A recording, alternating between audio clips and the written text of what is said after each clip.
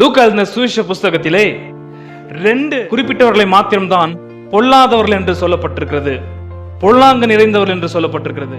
எதற்காக அசுத்தாவிகளுக்கு சம்பந்தப்பட்ட பொல்லாதவர் என்பதான கெட்ட பெயரை இயேசுநாதர் பூமியில் இருக்கிற பெற்றோர்களுக்கு கொடுத்திருக்கிறார். In the second analogy, Lord proves or reveals how God the Father answers to the prayer one who prayed persistently.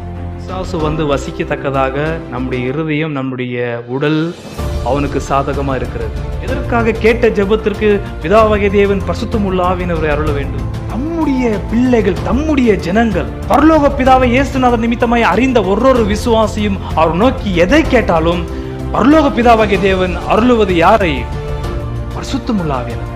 எதற்காக தேவாவியானவர் உங்களுக்குள்ளும் எனக்குள்ளும் இருக்கிறார்? இன்னும் எதற்காக இருக்கிறார்?